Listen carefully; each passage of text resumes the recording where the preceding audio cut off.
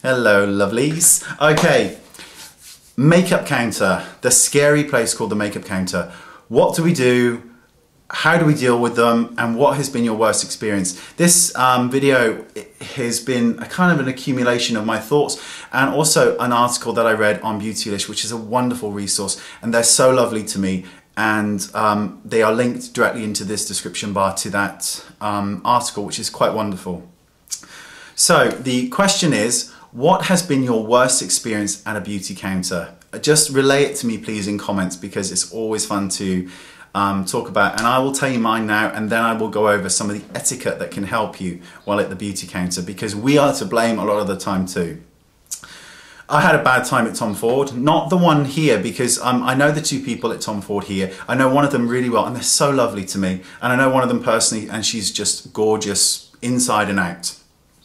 But at one of the Tom Ford counters, and my friend Sonia had the same kind of treatment, where they just look at you as if to say, and it's like, you don't know why. I'm sure if I was in an Armani suit or a Tom Ford suit or a Gucci suit, I would be treated differently, as opposed to, you know, how I am, which is usually in a shirt and some scruffy jeans and that kind of thing. But I just think, well, you're taking business away from yourself, because I was there willing to spend a lot of money, and now, well, you can sod off. And in London recently, I went to Harvey Nichols and I went to look at the Serge Luton's counter for their makeup, because it's exquisitely expensive and meant to be phenomenal.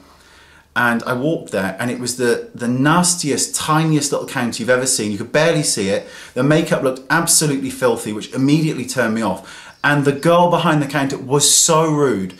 And everyone else in there was so lovely, and she was so rude. And I swear, she just looked at me and went... And I was thinking, you know, if that makeup had been clean, I would have bought stuff from you. I would have given you a lovely commission if you were on it. And, you know, and just that you know, that bloody... whatever. But at the same time, you know, it's fun to reiterate them, and I'd love to hear yours. But let's talk about some of the things that we can and cannot do at the makeup counter, because sometimes it's our fault. It's our fault when we go there for the mere purpose of trying out everything at the counter and having no intention of buying whatsoever. Mandy is, my friend Mandy is a prime example. She'll go there, starts pumping out all the products on the back of her hand, smooth. She has no intention of buying them, ever.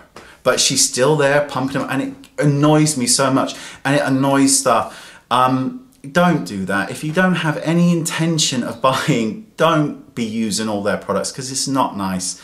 It is absolutely acceptable to ask for a sample. If you are interested in buying something, particularly like a foundation, something that could be problematic for your skin or skincare, it's okay to ask for a sample. If the company says no, we don't do samples, then say, I'll bring a little pot back, perhaps you can put some in. If they still say no, then you go elsewhere. They will give you samples. If they don't, then just go elsewhere. They should be giving you samples. Foundations will break you out. Don't believe the non-comedogenic nonsense. We know it's nonsense, because there are foundations out there that say they don't break you out, they break you out. You know, all these things happen, so just go, ask for samples. If they say no, then go somewhere else to another counter that will give you the samples, and they can have your money.